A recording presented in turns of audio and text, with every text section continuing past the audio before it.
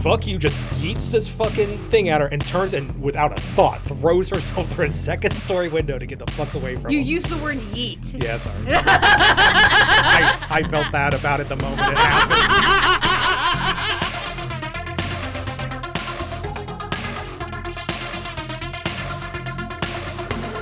Welcome to another episode of the Creature Podcast. I am Mike. I am Lindsay. Little radio voice there. Today we're talking about 2011's You're Next, written by Salmon Barrett and directed and edited by Adam Wingard. Both of these people worked after this on The Guest, the Blair Witch remake, Godzilla x Kong. These guys are career partners.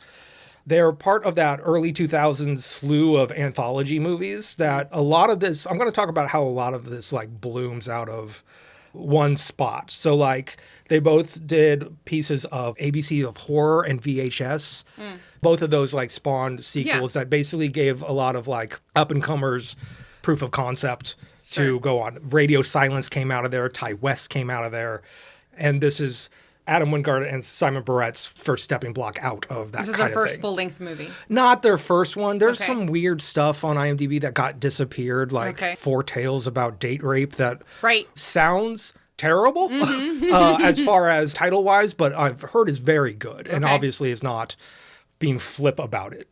But I'm going to track that down. Yeah, it disappeared. It went to the festival. Anyway, it doesn't matter. We're talking about You're Next. Anything?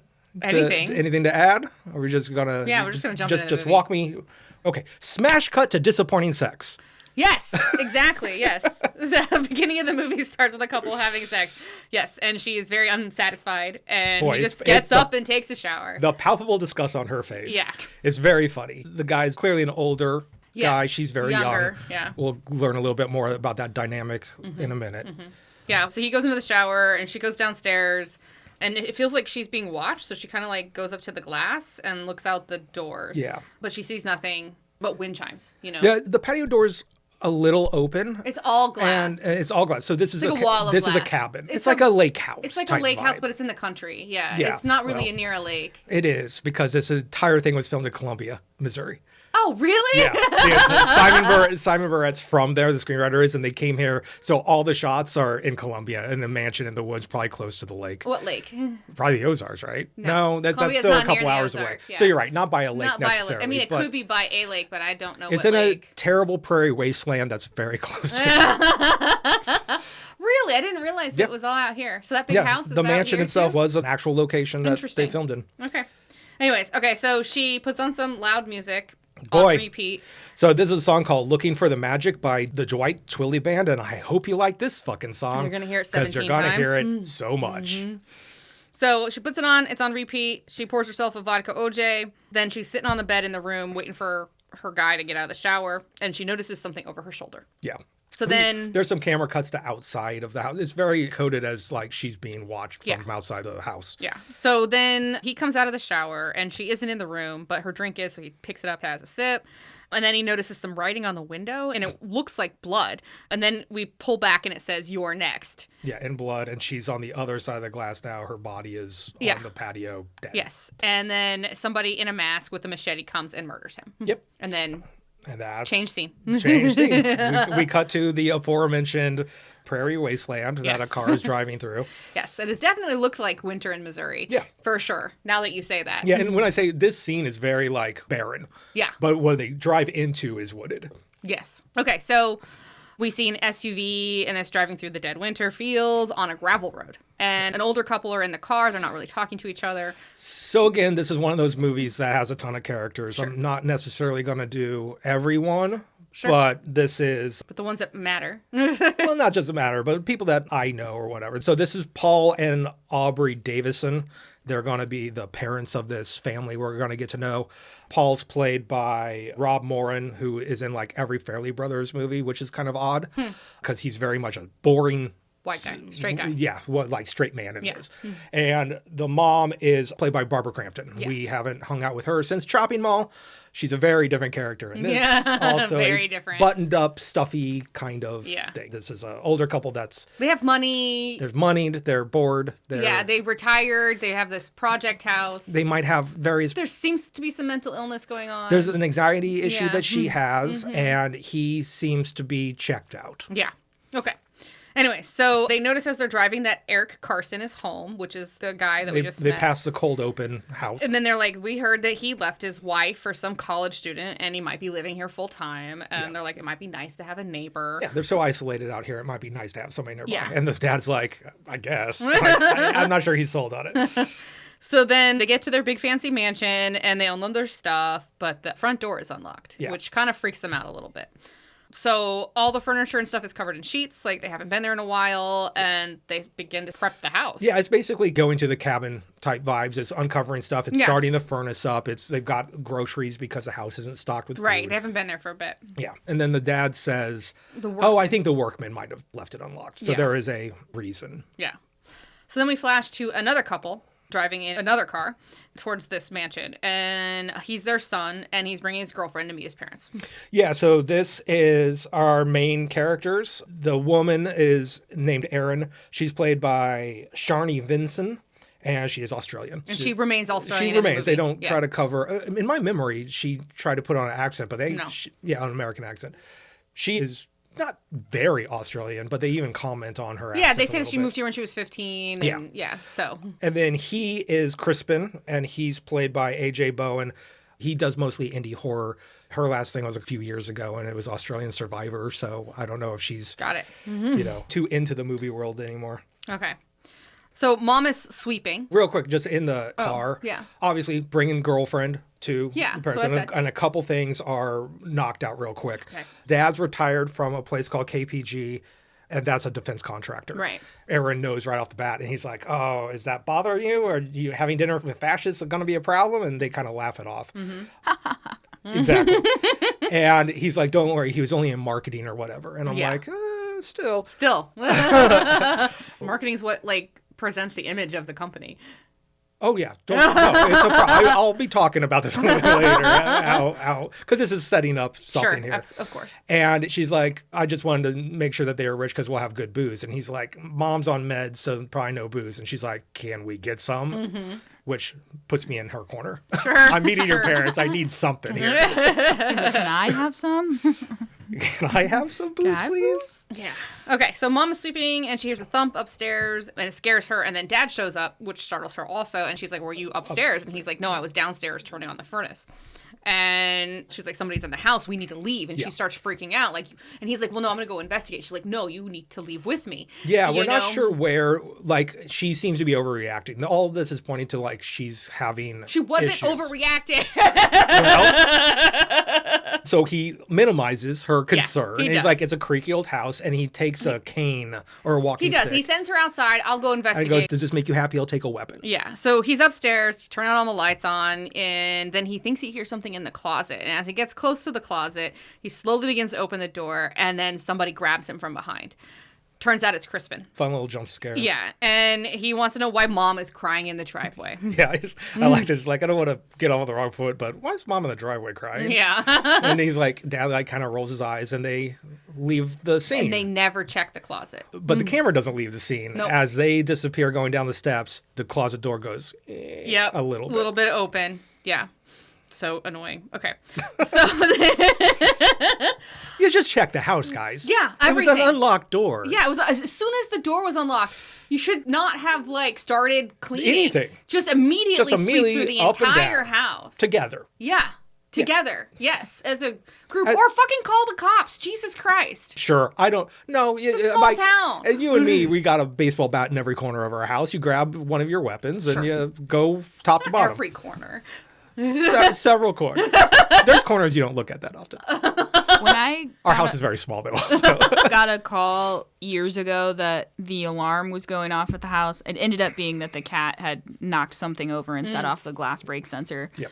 But I first walked around the outside of the house and I was like, everything's closed, nothing's broken, everything's locked. But still, when I came in the house, I came in through the kitchen, and the first thing I did was grab my knife out of the knife block, and I was like, am I really ready to stab someone right now? And I was like, guess so. Why not? And then swept through the whole house, and then I was like, okay, nobody's here. It's fine. It's fine. Everything should be checked. Everything should be checked. It's just normal. Of course, we're also not rich city livers. We are city livers, and we're not rich people. Right. So correct. there is some learned responses, perhaps. Right. Some preparedness, which is an important part of this movie, is being prepared. Be prepared, yes. Okay, so father and son go outside and tell mom they didn't find anybody. And so then they all start introducing themselves to each other and that Erin's Crispin's girlfriend, etc. And then later we're flashing to them getting ready for bed. Yeah. Erin is trying to tell Crispin that he's lucky to have parents like he does because they actually like care. Yeah, they seem to. She's like, they like each other. They like their kids. They seem stable, and a lot of people would love to have parents like this. Right, and she's like, people with money are not always like that. Yeah. So, and then Crispin's siblings, we find out they're going to show up tomorrow. This is... and it's his parents' 35th anniversary. Yeah, they're all here for the 35th anniversary. And Crispin is clearly not looking forward to it. He says, we haven't all been together in a long time, so this should be interesting. It should be interesting, yeah. So then the next morning, Erin's already awake and downstairs meeting one of the siblings, Drake, and his wife, Kelly.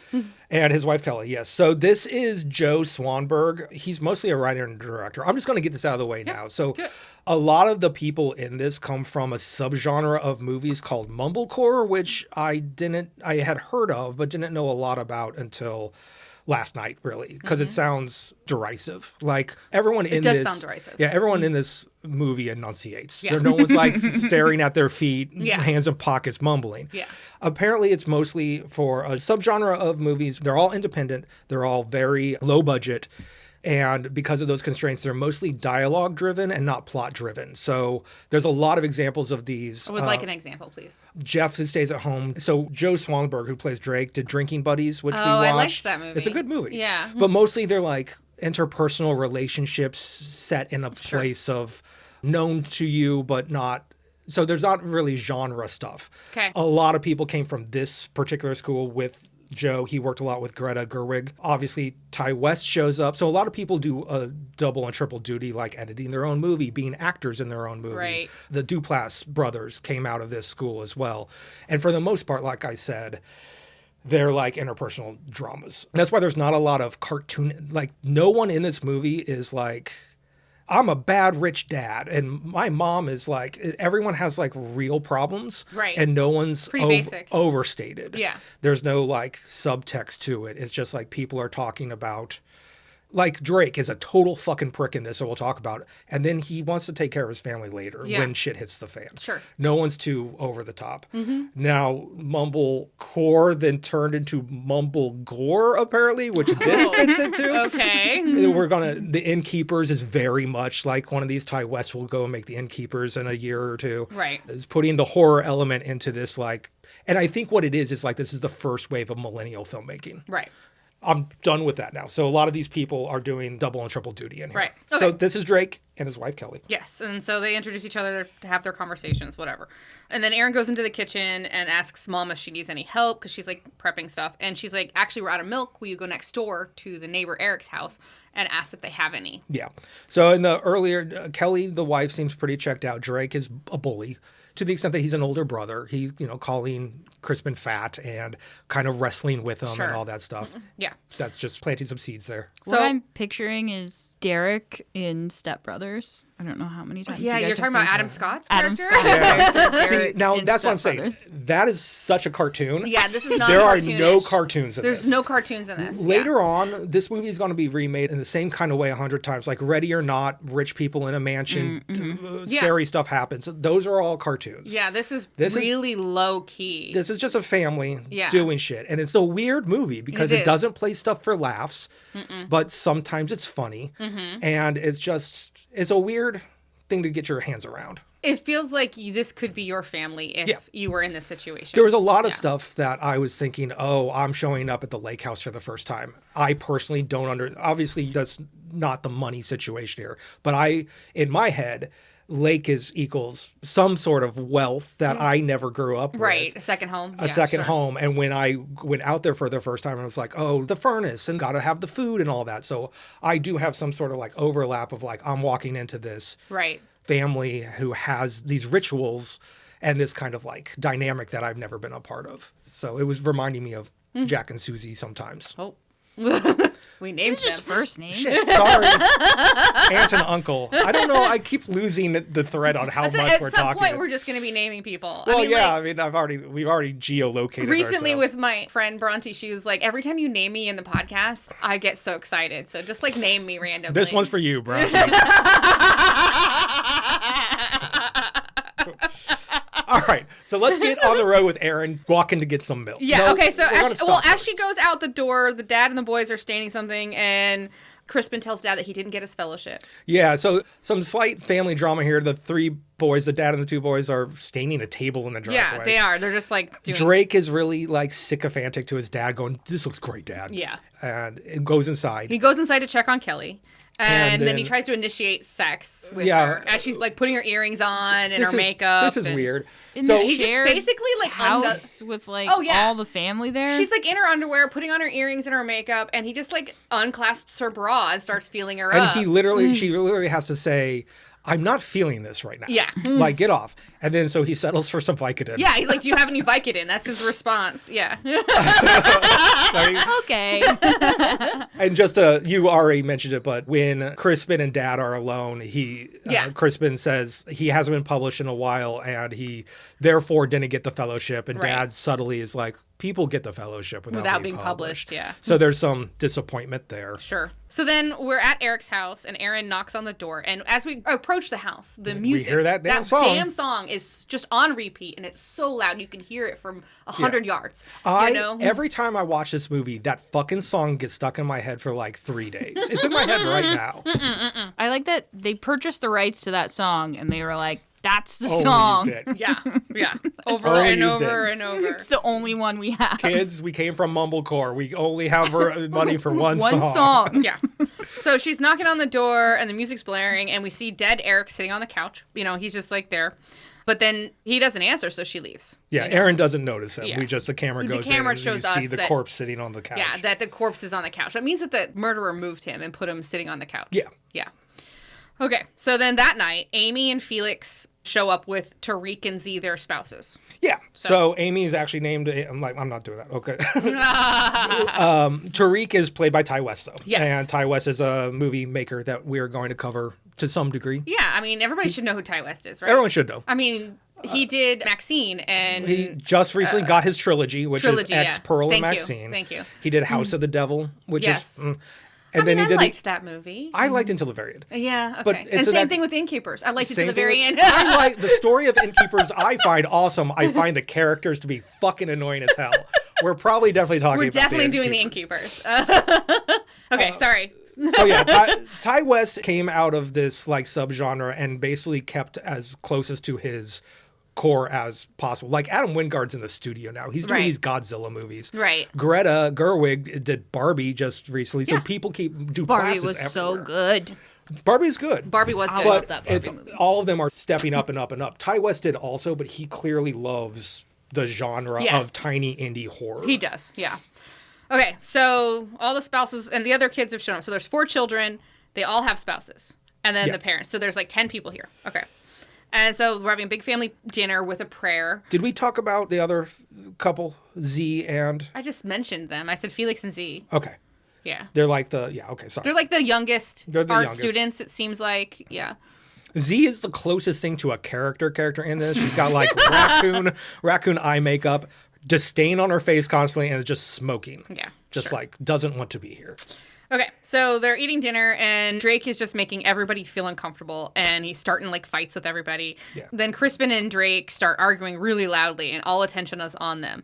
As that happened, Tariq sees something outside and gets up to look out the window. So what Drake is, he picks at Tariq because he's a filmmaker, and he says commercials are the best thing on film. Yeah. So he's undermining him. He does. Who is a documentarian. Did you notice the scarf? oh yeah. Ty West is dressed like the most make funnable millennial ever with the big scarf and the... It was 2011. Yeah. That was style. This Can could have been I- his clothes. That's how I was. Do you think I didn't have fashion scarves? You probably saw them. You probably probably saw did. me in my fashion scarves. I wouldn't be surprised if Ty West showed Except up for, like, on set. 2011 is the year we met. I mean, you could have seen me the next I year. might have the seen you in your fashion my scarves. I fashion would've scarves. Michael might have missed that era, but I would have seen it. I've been a black hoodie boy my entire life. I have a uniform. Then Drake turns his eyes on Erin and Crispin, who are having their own little thing across the table, and now he wants to fuck that up. Yeah, he's just fighting with everybody. And starts picking apart that she was a student of his. Yeah. And that She was his then student aide or was whatever. a teacher's TA. aide. Yeah. and they broke it off when they started dating because whatever. They figured it was inappropriate. Yeah, and so Drake was like, yeah, it's unprofessional. And it just starts a whole thing for no fucking reason other than Drake likes starting shit. Yeah, and so they're arguing. So Tariq gets up, looks out the window, and then something suddenly smashes through the glass. And people begin to notice that something's wrong. And then we see that a crossbow bolt is now in the middle of Tariq's forehead. It's awesome. No. Everybody screams. So this very uncomfortable family feud is just diffused by a crossbow bolt going through someone's forehead. Yeah, so Felix and Z run out of the room. Dad turns his ankle and falls over. Yeah. Other bolts start coming through the windows, and one hits Drake in the shoulder from the Yeah, back. it goes through his back. It looks. He kind it's of was the- protecting his mother, so that was a Yeah, good so thing. Drake Yeah. Mm-hmm. immediately is protecting, like pushes mom out of the way. He's a piece of shit, but when crossbows start going through the house, He said, he's "Mama!" he becomes a normal person. Yeah. And then Erin, I don't have to be an asshole now. Yeah. People are dying. Erin just kind of takes the lead and pulls everybody to safety, and then tries to call the cops, but the signal is gone.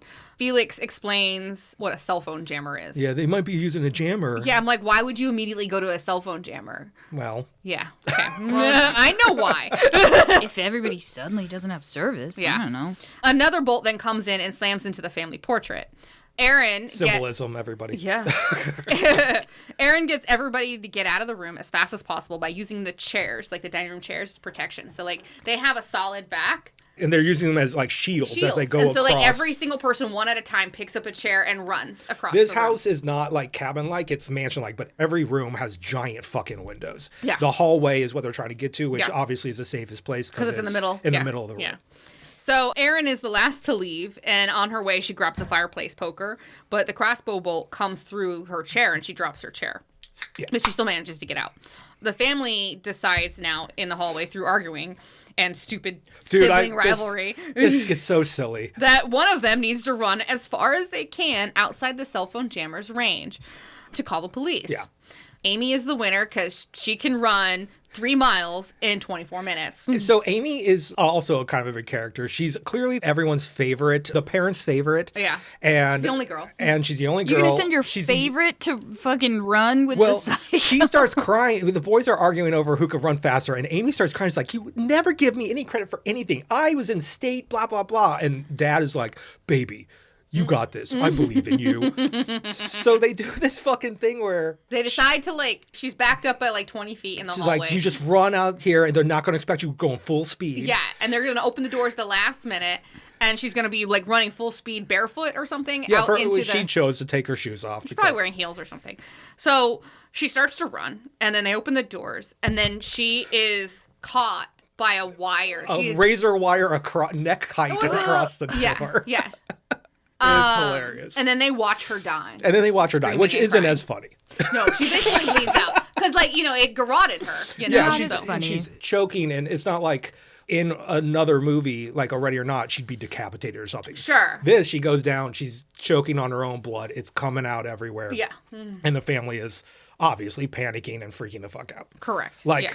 Aubrey, the mom, is gone at this point. Yeah, she's nothing but whales. Yeah, she's nothing but pure panic. So Erin runs upstairs to start making sure that all the doors and windows are locked. She's like the only person who's not just panicking. Yeah, during this whole run conversation, she's like, we should stay here. Yeah. But it's like, again, kind of realistic because she doesn't want to tell these strangers what to do. Right. She's just like, guys, this is not a good idea. And then she gets drowned out by everyone yelling about how fast they can run. Yep.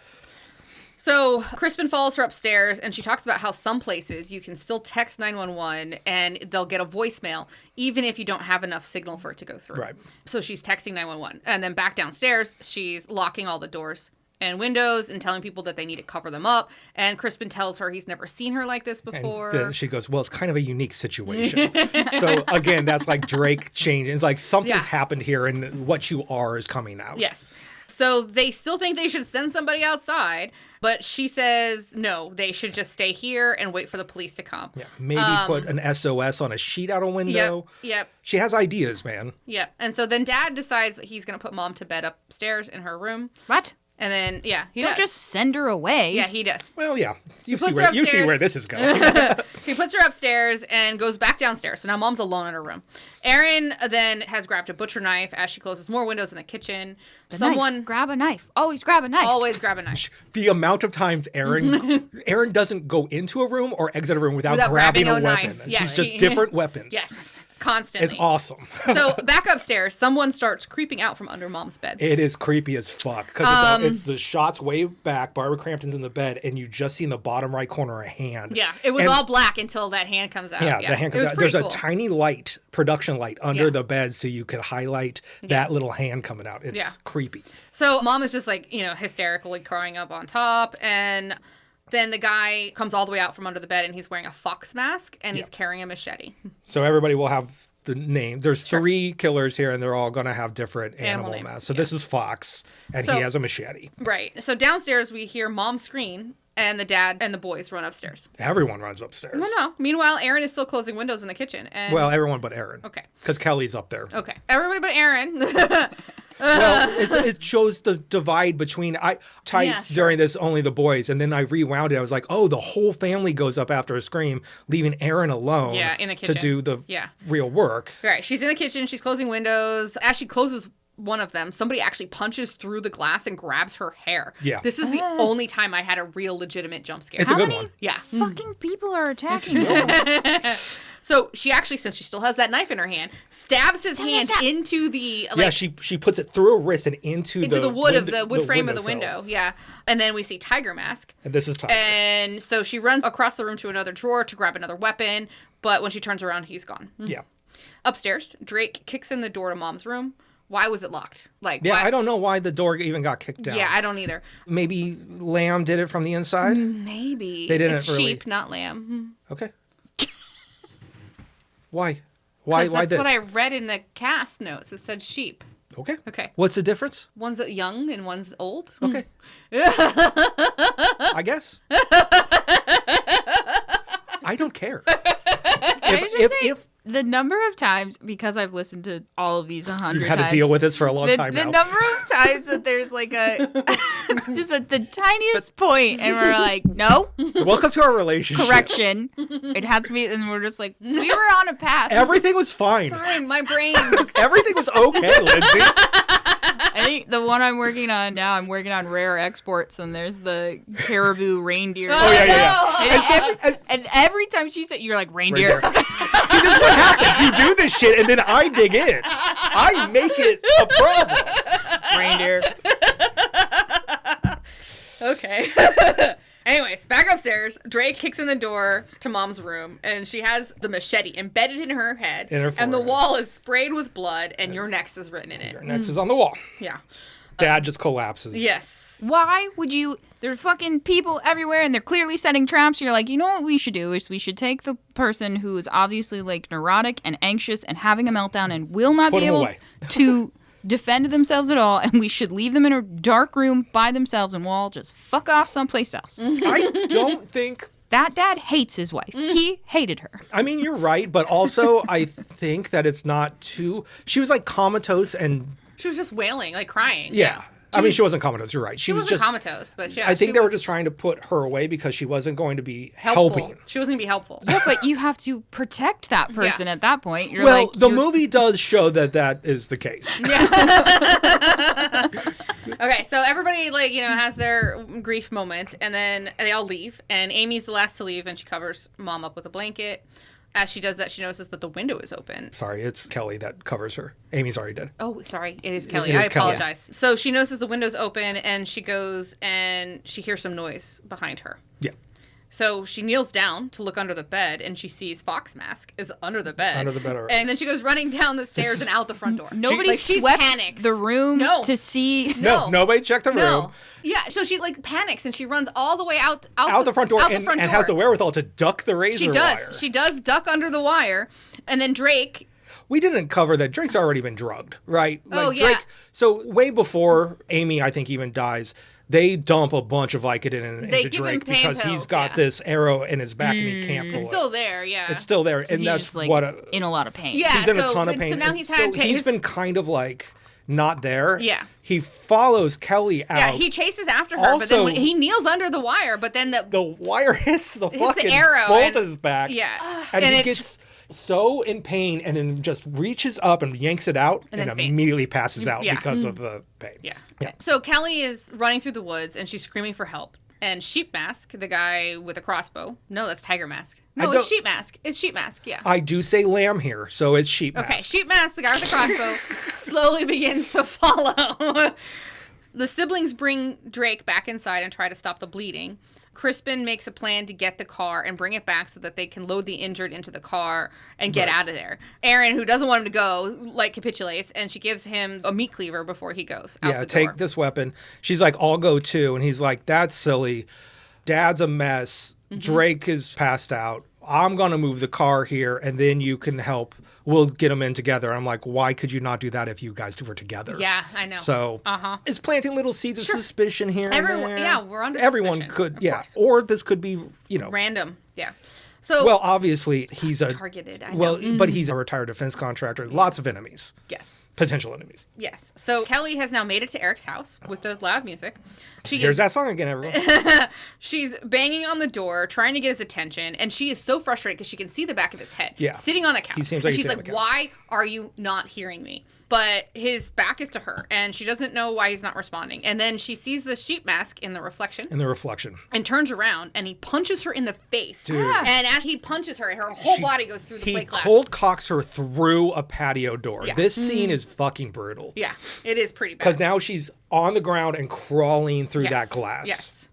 This is the real Michael Myers. There's moments where these things, have these animal masks on, but they're also just flak-jacketed black military. Yeah. So wearing weapons, combat boots and all that stuff. She is crawling through the broken glass to get to Eric when she gets close enough to notice that he's dead, and Sheep Mask then throws her into a glass coffee table. Yeah. What he has is not just an axe. It's one of my favorite horror movie weapons. It's called Fireman's axe. No, because a fireman's axe would have, would have a sharp point on the back like a pick. This is called a splitting maul. Oh. So on one end is the blade of the axe. On the back is like a sledgehammer head. So when you go up, you could use it as a sledge. It has a lot more weight to it. But then all that weight comes down. And he uses it like a croquet mallet. Like a croquet mallet. He does. He uses it like a croquet mallet on her head. He puts a boot on her and then just swings. Yep. It's fucking rough. Yeah. And then we see the disc in the player go on repeat. And we get to hear the beginning of the song. And he just sits down on the couch next to the dead body. And kind of tilts his head. It's very Michael Myers. Very Michael Myers. Very creepy. And is looking at her body, which is off camera, but you could see that axe sticking out of her body. So meanwhile, while this was happening, Crispin has gotten to the cars, and he has noticed that the cars have been tampered with. And that's all. That's all. So he's gone back inside, and he's talking to the family, saying that he's going to try to go to the neighbors and get help. He thinks maybe it's over. He's like, maybe it's been long enough. I think it's over. Yeah, it's kind of annoying because I'm like, you're out there with the car's fucked up, your plans change. Why go back to the house? Yeah. Why not just go to the neighbor? Yeah. You know what I mean? Yeah. You're outside already. Yeah. I'm like, what are you doing? I kind of hate Crispin. Crispin's a douchebag. So he promises Erin that he will come back, that it'll be okay. And then he uses the meat cleaver to cut the wire. Yeah, he's finally. Because they still haven't cut the wire. And then he takes off. So Erin's like, I think one of them's still back in the house, one of the bad guys. Yeah. Why would he have ever left? She's like, obviously someone's in this house with us. Right. So they drag Drake to a nook behind a curtain to keep him safe because he's still passed out. Yeah. And at this point, we're just left with Erin, Felix, Z, Dad, and Comatose Drake in the house. Everybody else is gone or dead. Erin asks what the best room is for them to be in, and Felix says, well, all the rooms have windows except for the basement, but she's like, no, they could just pour gas down the stairs and light it on fire. Right. She says this stuff with such, instant confidence. Z, at this point, looks at her like, who the fuck are you? Right, yeah, constant like that. What is this about? Yeah, Erin knows She knows possibilities. Yeah, she does. She knows like what can happen. Yeah. So Erin runs into the kitchen and grabs a drawer full of weapons. And as she's coming back to tell them that they should all carry a weapon, Sheep Mask throws Kelly's dead body through the window. Through the window. And then follows the body inside. This is one of, I want to say this is Tiger, but it's fine. It doesn't matter. One of the masks. It is Tiger. Thank you. Wait, but Sheep Mask was with her body. So but why did they're all together. It is Tiger. Fox is hiding in the house. Yeah.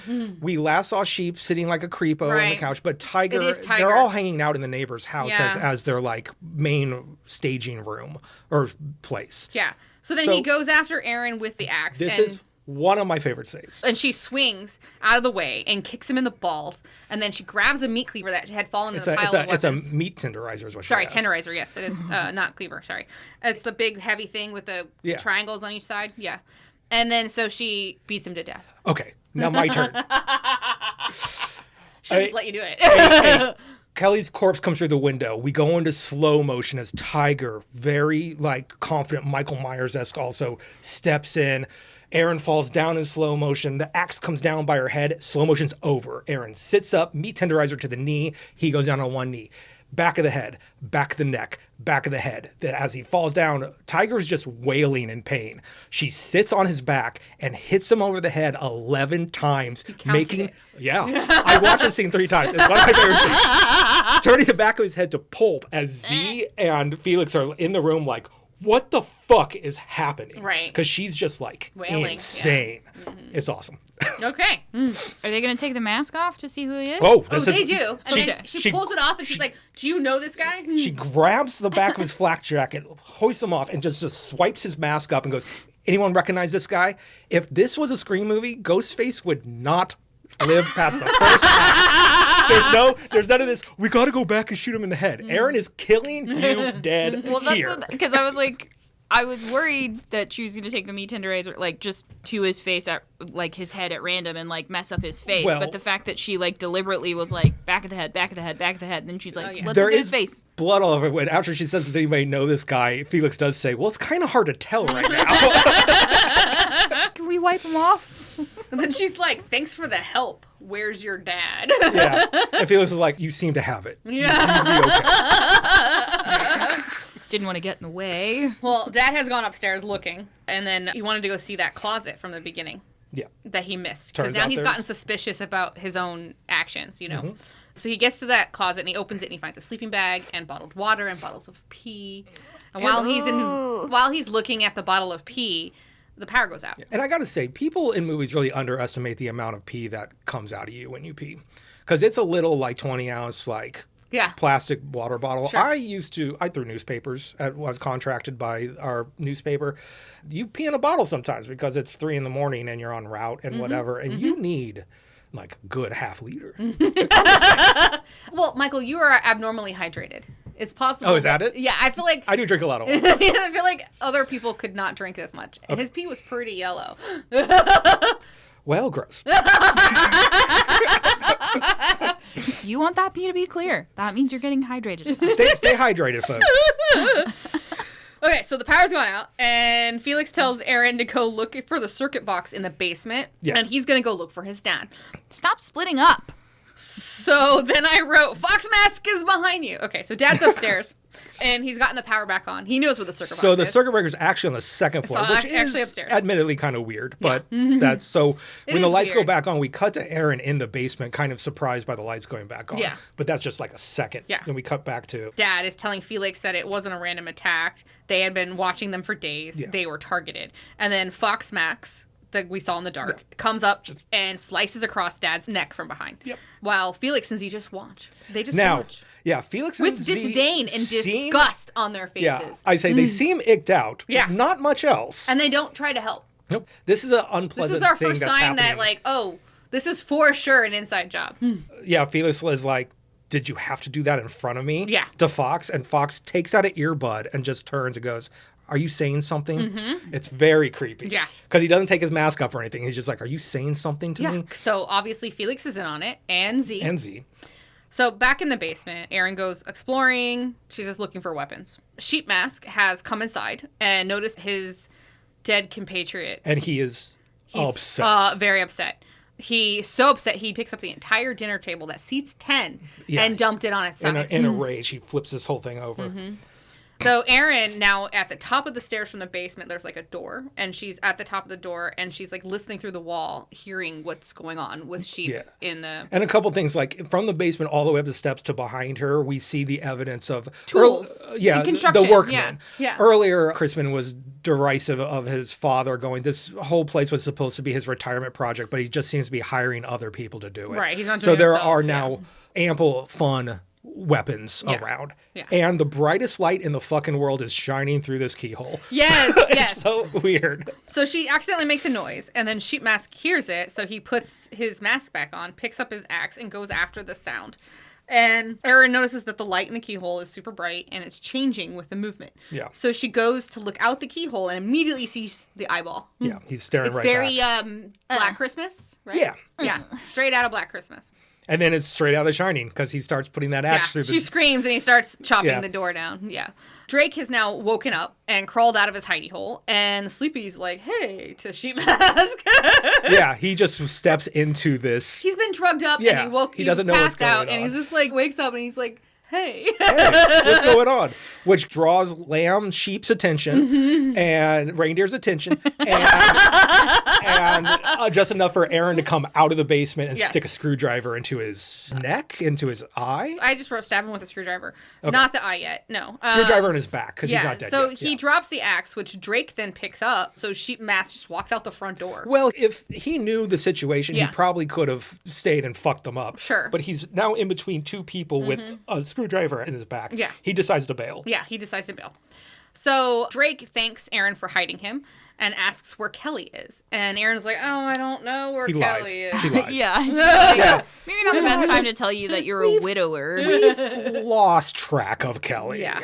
Felix then comes downstairs asking them if they're okay, and she tells him what happened and he asks her if the guy was dead after he attacks with and she's like, no, he's not dead. No, he's still... She asks Felix if they found anything upstairs, and he said no, they probably went out a window, and she asks if Dad's okay, and Felix says he's just needed to lie down. Yeah, Dad's fine. Dad thought this would be the perfect time to take a little nap. Yeah, because So that means he just needs some 20 winks. that makes the Fine. sense in this. Yeah, so Felix is like, well, maybe they're scared off now. And Aaron's like, nope, we're going into the basement to get some gear. Yeah, so they all get downstairs, and they get some weapons and some boards, like wooden boards. Yeah. Z and Erin now are hammering nails into the back of the boards, and she's like telling her how to do it properly. And Z asks Erin how she knows all this stuff. Yeah, this is and she's like, well, I had a weird childhood. I grew up on a survivalist compound, and I haven't even told Crispin about this yet. Yeah. Her dad got into his head that there wasn't going to be resources left. He found a bunch of dudes that kind of on the same page. They moved out to the outback. And then at 15, my mom took me to the States. Yeah. That's all that's said. It's perfectly encapsulated. And you can, in your head, be like, your mom got you out of there and ran. Like, you could just tell the story in your head. It's a beautiful little piece of, that's all you need. Yeah. And that's why this young woman is Knows things. Knows But she shit. actually mentioned that, like, she held on to, even though it was a long time ago, she remembers a lot of it. So, in the basement. I mean, there's ways to do this that are better or worse being a prepper, but they're not wrong. Right. The shit's gonna run out, and then the shit's gonna hit the fan. So, Yeah. And then people could attack your boyfriend's house. So it's kind of good to know this stuff sometimes. Okay. In the basement, Felix and Drake are getting the wrong weapons, and Felix tells Fucking scene. It's so funny. Felix tells Drake that Kelly is dead and how he's really sorry, and Yeah, he knew he really cared about her. And then Drake starts yelling at Felix to stop fucking talking. Yeah. And Felix He's then, immediately trying to process his grief. Yeah. And Felix just takes this as an opportunity to start. stabbing him. He stabs him in the stomach with something long and thin. There's like, almost like an awl or an awl. Yeah, Yeah, that's what, yeah. There's like and a then, series of them. And then he keeps stabbing him, grabbing more and more of them and stabbing him. And he's like, "Would you just die already? This is hard enough for me." This is sort of hard on me. Yeah, and then Drake backs up a little bit, and we see that there's six There's fucking weapons bristling out of his chest. Yeah, and he finally falls down. Felix is such a I don't weenie. know. He's such a weenie. He's such a weenie. I love that he's like hired these mercenaries to do this, and like he's just like upset that they killed his daddy in front of him. Yeah, like he wanted it to be easy, I guess. Yeah. But he's murdering his entire family. Well, yeah, he'll talk about this a little bit I later. know, How I he's know. like, I'm doing the work that I paid you for, type of thing. Upstairs, Erin is placing the boards with the nails like under the window. So that it looks like if you come through the window, you're going to step on nails, right? It's very Home Alone. Yeah. What he does with the Christmas ornaments. And so like as she's placing them under the windows, Z grabs one and she lifts it over her head like she's going to fucking hit Erin with it. Yeah. But then Erin looks at her and Z is able to hide it. She chickens out. Yeah. Yeah. Erin then decides to go upstairs and check on Dad, and Z's like, I'll go with you. And she's like, no, you're fine. You just put more nails in another board. Yeah. But Z doesn't do that. She actually just goes to the front door and unlocks it. There's a little thing with the boards where Erin puts one right under the window and then puts one a Where you little can see it better further from the out other where you side. would see it better. Yeah. It's very clever. Yeah, It comes it's very back clever. later. Yeah. Upstairs, Erin notices signs of a struggle, like furniture turned over, and then finds Dad's dead body. Yep. As she's looking at the body, Fox Mask is creeping up on her. She notices, though, and throws the meat cleaver toward him and then jumps out the second floor window through again, the glass. I Just love dives. I love these scenes with Erin. Here comes the guy with the machete, and she turns, sees him. Fuck you, just yeets this fucking thing at her and turns and without a thought throws herself through a second story window to get the fuck away from You him. use the word yeet. Yeah, sorry. I felt bad about it the moment it happened. You are too old to use that word. Reclamation. I have a kid.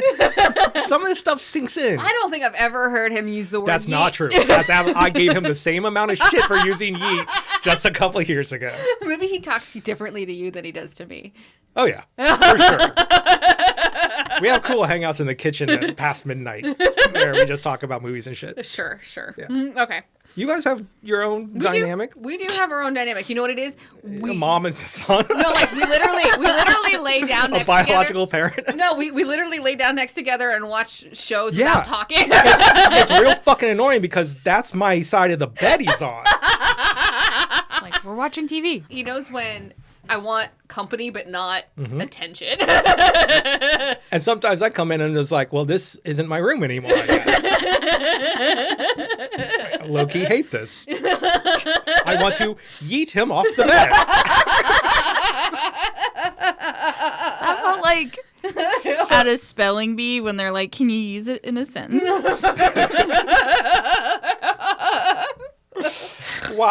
Y-E-E-T. Yeet. Okay, where are we? Okay. So she has thrown herself out of a yes, window. and so as she lands, we notice that she's like scrambled through to a tree. She's hiding behind a tree, and there's a big piece of glass it's in her big. thigh. Yeah, and She slowly pulls it out, and I swear the folio work is stirring a pot of macaroni. well, I love how she, It's like, dude, I love how she has a handy keychain flashlight. Oh, yeah. Yeah, a It's tiny all these flashlight. tiny little she things clicks she it on so that has. she can see her wound. That she's definitely a prepared person, and she sees her wound, and then she slowly pulls this piece giant. It's like It's 10 inches huge. long out of her thigh. You really shouldn't pull it out. well, Yeah, but it will keep cutting her. With glass, you need to pull it out. And it's a thigh. It's not like hitting a major artery or anything. I don't know what's in I there. mean, I mean, but she's a survivalist, so she probably knows. it's the front of her thigh. Anyways, okay, so she notices a screwdriver, like, on the Yeah, ground. on the and ground. some blood in the brush. And so she's like, shit, that's the screwdriver I stabbed Sheep with. And so then she turns over her shoulder, and Sheep's standing there with the crossbow. Yeah. And he tries to shoot at her. But she gets up, and she runs back to the house. She gets inside, she picks up a scarf off the ground, and she hides where she hid Drake in the curtained little nook. Yeah, she ties up And- her leg here. And she ties up her leg. Sheep Mask is now inside the house, and he's looking for her. He's looking through the window. He's looking through the window, and he he notices sees the nail board. the nail board, the further one. not both the nail Yeah, boards. and so when he goes to get in, he steps into the window and he avoids the nail board, but he accidentally steps on the closer one. The closer one. It sucks. Yeah. These are huge nails, and they're going through Oh, his they're combat like boots. 4-inch And nails. he's howling as he's stomping around with a board on him. Yeah. And I just can feel it looks so painful. Yeah. Because he's just like nailed to this thing now. So from upstairs, Felix tells Fox Mask to go check on the noise. Yeah. He's like, that's what I'm paying you for. So like he now is like 100% admitted that Yeah. he is in charge. So after he leaves, I he mean, hugs. nobody is respecting Felix. They're upstairs in the room where Mom died. Yeah. So, oh God, this scene. Yeah. After he leaves, Z hugs him and tells Felix it'll be over soon, and then she starts to get amorous, and Felix and Felix is like not feeling it. Well, he's on the bed of the corpse of his mom. I know, but she's like, I'll be quick, is what she says. I want you to fuck me on the bed next to your dead mom. Yes, and that's exactly what comes out of her mouth. And then he's like, why would you say something like that? Why and she's would like, you you say never anything want to do anything interesting. And he goes, I don't think that's a fair I love that we wrote down this entire exchange. And she's like, fuck me next to your mom. And then he goes, this conversation's over. Last night, hey, high five there. Last night, I was like, am I going to give her this dialogue so we could do it back and forth? And then we just naturally did it. The dialogue. Because the two of them, again, this is like a conversation that you would have about not wanting to go bungee jumping. Right, sure, okay. It's just like, you never want to do anything interesting. It's like, well, I'm scared of heights. This conversation's over. But it's about fucking next to your mom's body. Yeah, it's pretty gross. It's funny, but it's not like trying to be. You know what I mean? Yeah. It's just like, this is a fucked up exchange. Yeah. And then like Z then steals a ring off Mom's finger, puts it on her own. She's definitely a psychopath. She's a psychopath. Yeah, she's a psychopath. So downstairs, Sheep Mask gets the board off his foot, and Felix yells at him about getting his DNA all over the place. And he yells at them about not doing their job correctly, getting beaten up by some girl, and that he had to stab his brother because they're not doing it properly. And he's like, you want to talk about brothers? Mm-hmm. Yeah. Because the tiger on the mask, ground is my real brother. Is Sheep's brother. Yeah. And Felix is like, oh, I knew you guys served together. I just didn't know you guys were family. Right. Mm-hmm. And that's why Sheep is... Would Felix even care or respect that? Because he's having his entire family killed. He doesn't care. He's, again, all over the place. He's and not like in a bad way for the character. It's just like Anyway, they put Felix against the wall, and this is Felix's whole... how he solves things. Throw money at it. Yes. We see a scene now that Erin is behind that curtain fucking listening. Yeah. So the whole time. Erin gets to hear the entire plot of the movie, basically. Yes. So Sheep Mask attacks Felix and like he's got him by the throat and he asks him why he should continue. Mm-hmm. And then Felix offers him more money. Like basically he's like, I'm going to give you $500,000. You're going to get your brother's share. So that's $500,000. Yeah. And then Fox gets $300K. Yeah. Basically, everybody gets more money. He's like, now it's not going to be right away. It's once the inheritance comes through. Mm-hmm. So we're just killing these rich people, going through probate, I guess. Yeah. Getting all this in your account after potentially years. Yeah. Because who knows who's coming out of the woodwork to get this man, defense contractor's money. Right. Mm-hmm. And then these mercenaries get paid. Mm-hmm. A bad idea for everybody. Agreed. So then Erin's phone suddenly rings in her hidey hole. Erin, is your phone not on silent? Well, it's the 911 actually 911 saying that they got her emergency message. It's been received, and 911 responded. And then Fox Mask goes after her. He walks up to the drapes, and I love this. Erin's like, I'm here with nothing. Yeah. And she just puts her hands up. She does. And she's then like, got her dukes just up, as Fox gets there, she throat punches them. She does. Before and then she shuffle runs out, So they give chase slowly, and it's funny. Like, she's got a lead on him, because they were like, what the fuck just happened? There was a little hesitation. But as they go chase her, but nobody's running, she actually jumps over the railing on a 4-step landing, and she runs outside and then immediately back into the broken window. Yes, and then she goes around and right back into the broken window. So out of the house and right back into the house. So the other two go out, or it's Fox, Z, and Felix all go out thinking she's run away. Run in the woods, but Sheep Mask now is too savvy. Well, he's come outside. He's injured too. Don't forget, he stepped on the nail, so he's slow.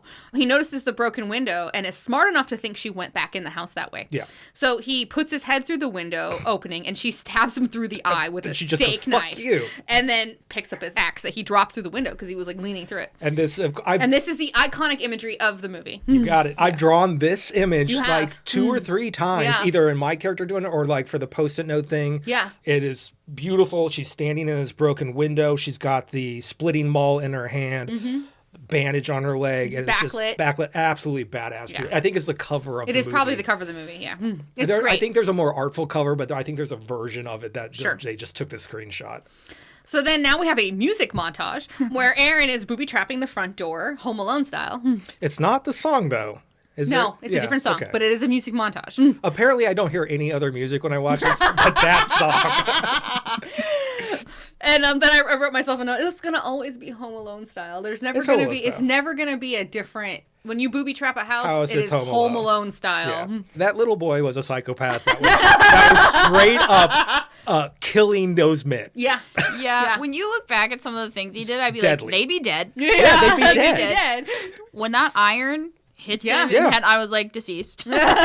He's catching them on fire. Yeah. I mean, it's just, that child needs to be put in an institution. Yeah, look, they were attacking him. Yeah, they were. And then, especially in Home Alone 2, they were legitimately attacking him. Not number just one, trying to that grab movie the doesn't house. exist. Number two, I've literally never seen it. And I'm not going to because I don't need to see our president and more things. Jimmy, let my brother know that we need to put Home Alone 2 on the TV when Michael is here next for holidays. I watched it enough. I gave him the coin gauntlet You did. Which, Home Alone 2 Lost in New York. is now locked in my memory because years ago I had to go on Christmas Eve to an urgent care to get a same-day COVID testing. And when I got there, it was fucking packed in there. And they had Home Alone 2 on the TV in the lobby. And I was just like, I want to kill myself. I want to die. So, yeah, maybe not put it on our Christmas. Okay, fine. It's nothing to do. It's not Macaulay's fault. No, he's the baby in that movie. Okay. So Fox Mask and Felix and Z have all come back towards the house after their wood jaunt trying to find Erin. Fox Mask tells Felix and Z that she's injured, she's not faster than them, so just get on the road and follow it, and if they don't find her, come back, Yeah. Fox Mask then goes back to check on Sheep Mask in the house, and Fox comes in the window and not the front door. So Erin then, she's like, oh, fuck. And then she runs down to the basement and grabs a log and then shatters all the lights. This is a fun little, badass scene. There's a tiny little moment in the first day where she takes pictures of the boys with this ancient, tiny digital camera. Ancient. Michael, is probably what we had in 2011. No, we barely had smartphones. That's what I'm saying. It's ancient to today's standards. It's hilarious to see one of these little digital cameras that we have. Yeah. So that's going to come in. But yeah, Fox...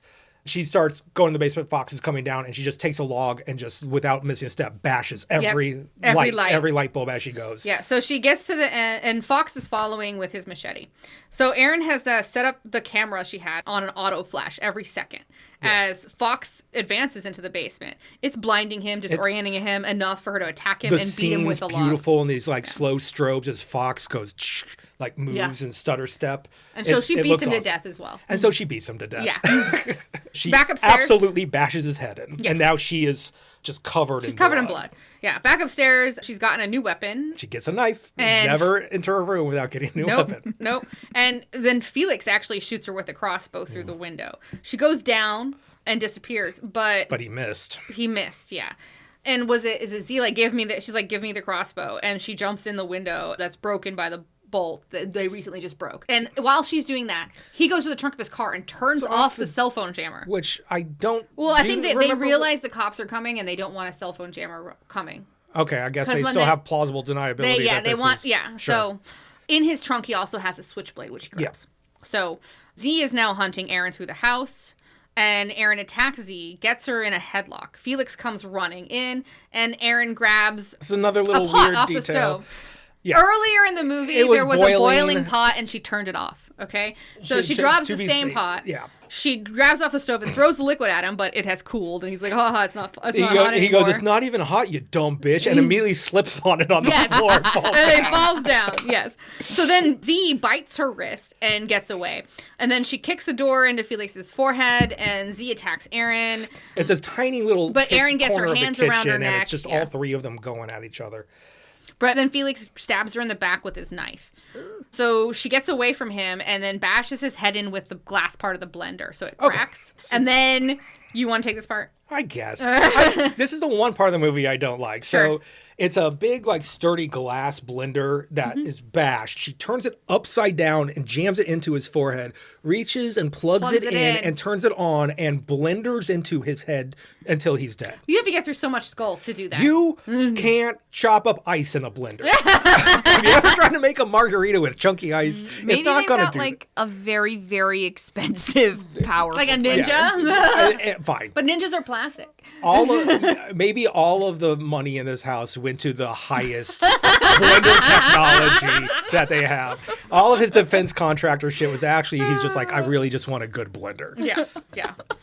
Anyway, so she emulsifies his brains, and then Erin grabs the knife out of her back. She pulls it out and then stabs Z right through the top of her head. And then there's this beautiful scene where she slides down between two dead bodies. Between two corpses, exhausted, and it's just like this beautiful little like painting of gore and death. And then Felix's phone begins to ring. And so seeing... You forgot about someone all this time. Yeah. Or not you. I was just saying, like, where did he go? An audience member has forgotten about someone. So we see her get the phone, and we see her look at the screen, but we don't know who's calling, but she knows who's calling. And she picks up the phone, but she doesn't say anything. And folks, we hear Crispin asking, is everything done? This is why, when you call someone, especially if you're doing a crime, wait for them to be like, hello? Wait for them to talk. Am I talking to my co-conspirator or my girlfriend I just put through hell? Yeah.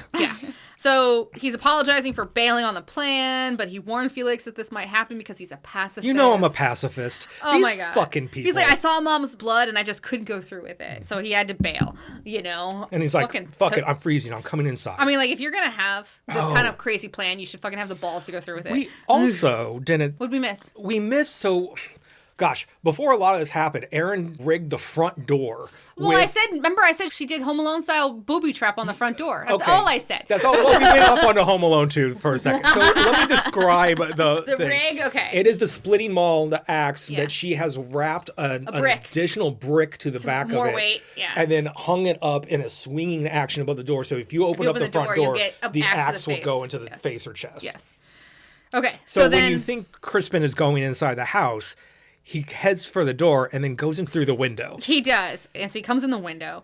And then we see Erin is there with a phone to her ear and she's holding a knife. Yeah. And he's like, where's Felix? I stuck a blender in his head and killed him. Mm-hmm. And then he's... and she's like, I can't believe you're in on it. And he's like, you know how broke we were, babe. Yep. think about your student loans being paid off. He tries to convince her like to join because with her student loans and she can stop working the job she hates. And we don't even have to split it now. It's just ours. Right. She's like, I could have died. And he's like, you were never supposed to die. You were supposed to be the witness, the person with a clean record that can test the unknown. The one that would be attest to the unknown lunatics. Murdering a family and the neighbors. Yeah, you would basically clear the family because there's no reason for you to lie. Right. Exactly. Except you have. He's like, it was in fact a very important part of my plan that you be unharmed.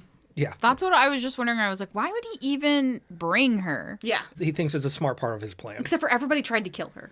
Well, and it's an idiot plan anyway because money, it motivates all people. I don't know why she would be exempt just because it's the first time she showed up. Right. Does he say? And then he was like, "How are we supposed to know that you're really good at killing people?" Yeah. Which is weird, by the way. I love how he then puts it back on her. He's like, this is all your fault. It's a real deal breaker. By the way, it's a little weird how you just could kill people. Yeah. So then he's like, silver lining, you know, this is where he tries to buy her off, you know. So then he tells her he promised he would come back. And here he is, and then she stabs him in the neck. As he's doing this, she just drops a tear because she's just listening to this fucking idiot blather on, and she knows what how this ends. Right. So then she stabs him in the neck, puts a knife through his neck, and watches him bleed out. And some cool synth music starts. Oh, that's the music cue from before. Yeah, there is some cool John Carpenter vibe synth. And then she stabs him in the eye as well. Oh, yeah. She's mad. Yeah. And then a cop shoots her shoulder. A cop is now looking through the window. He shot her in the shoulder. And the cop has shown up. She falls down. For a short time, she passes out. Cop calls for backup. And then Erin wakes up and she starts crawling towards the front door because she knows, oh shit, I have a booby trap. Here comes the cop. And then the cop comes back towards the front door and he opens it. And she's like, no, don't. And the trap springs. And it goes splat, and then you're next in blood splatters onto the screen. Yeah. End of the movie. Yeah. It's fun. The credits are all the actors' names next to Polaroids of their dead bodies in the movie. Mm-hmm. It's very kind of morbid and cute. It's my kind of thing. It's a joy. I love this movie. It was a good movie. I enjoyed it. It has a slow beginning. At least, thank God, it has a character you like. Yeah. Mm-hmm. We haven't had a lot of that. We've had a lot of unlikable characters lately. Yeah. There's definitely someone you click on and go, oh, this is my hero. Going with this person throughout. She's a fucking badass. Yeah. I love that she'll throw herself through a window rather than die by someone's hands. Yeah. You know, it cooks everyone on the same fire, basically. Yeah. There's no subtext to it. No, I mean, it was great that she was a surprise, like, knowledgeable person who could fight back and wasn't a damsel in distress. It's also not like preachy. It's not being political necessarily. Right. Everyone's kind of comes from different places in life, but aren't like cartoons of those people. The patriarch is enriched by the military industrial complex. Entitled professor is willing to pay off student loan debts above human lives. And Erin is the best of us, fighting a home invasion somewhere that is absolutely not her home. Right. It's good. It's good. I had nothing bad to say about this movie. Yeah. Other than, like, short little... The blender's silly, guys. That said, do we have a question from John?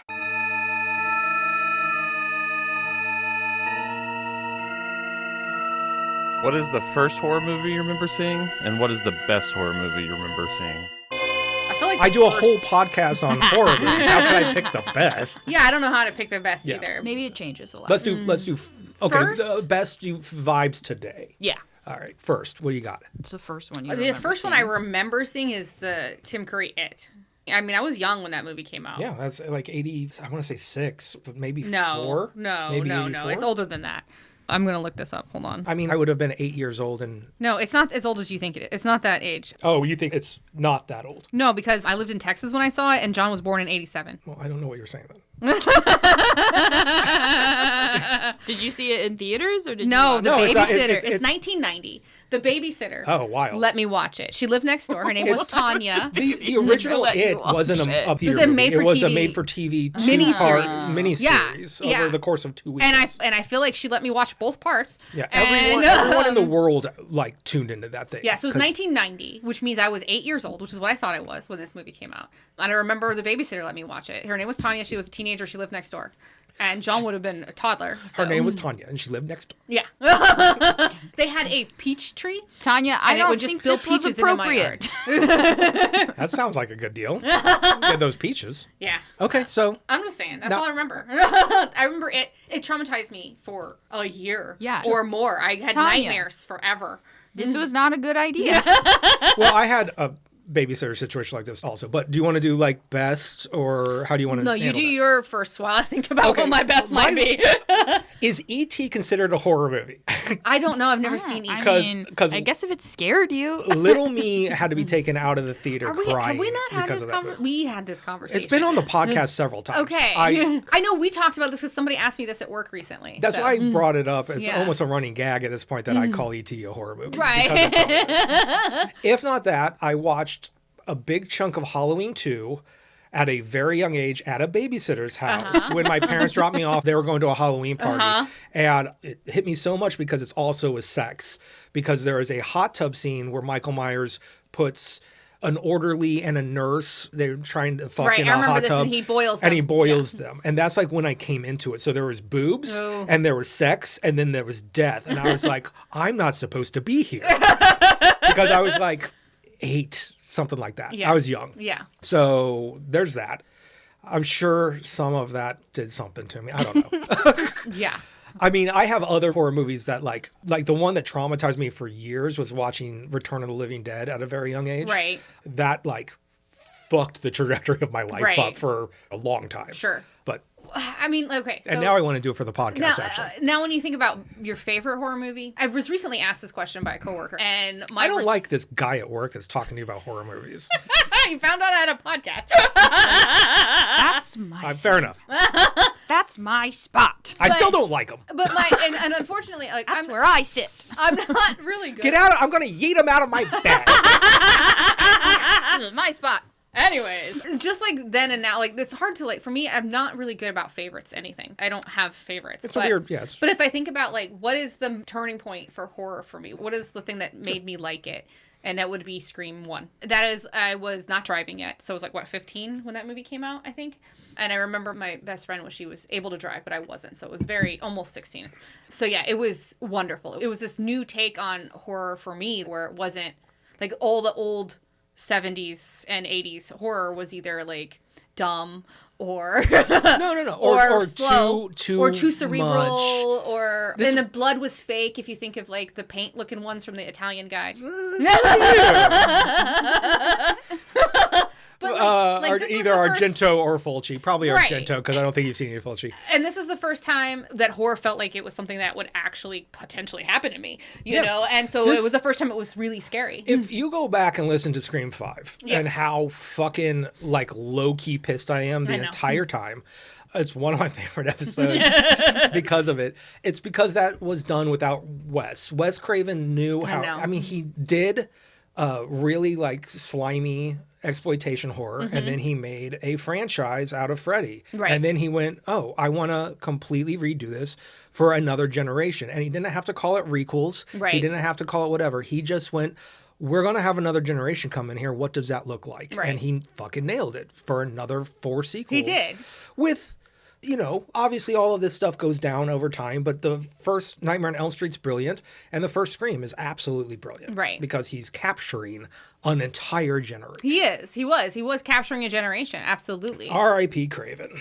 Yeah. Mikey, what's yours? I mean, I'm going to be pretty basic here, I guess, but Be basic. I'm going to go John Carpenter's The Thing. The Thing. Yeah. I knew that was going to be there. Yeah, it's this perfect level of procedural. It's terrifying. It's isolation horror, which is something I love. It's also monsters. It's also it's a body so horror. much in that it's movie. practical effects to a degree you've never seen before. Kurt Russell. It's Kurt fucking Russell. My dad's in that movie. And if you ask me tomorrow, both maybe not my favorite, but it's always up there. Just like sometimes Tom Waits is my dad. Yeah. It depends. Yeah. Dads change. He's a music dad and a movie dad. Or horror movies change. So that's it. I think we know. Did you have any? James? You don't watch horror movies. Yeah, I was like, What's your first K-pop and your favorite K-pop? Stray Kids. Crushed it. Stray Kids also winning tons of awards right now. Nobody cares. This is the wrong podcast for that. Yeah. I'm going to land the plane. You have just been invaded by another episode of the Creature Popcast. I want to thank our producer, Jamie. She's looking for the magic at cherrystreetstudios.com or cherry_street_studios on Instagram. Thank you to Kevin MacLeod for all of our music. Our art is made by Lindsay and myself. You can get all of our episodes and our merch and a large array of sharp implements at creaturepop.com. Until next time, you're next, John. Bye, John. Bye.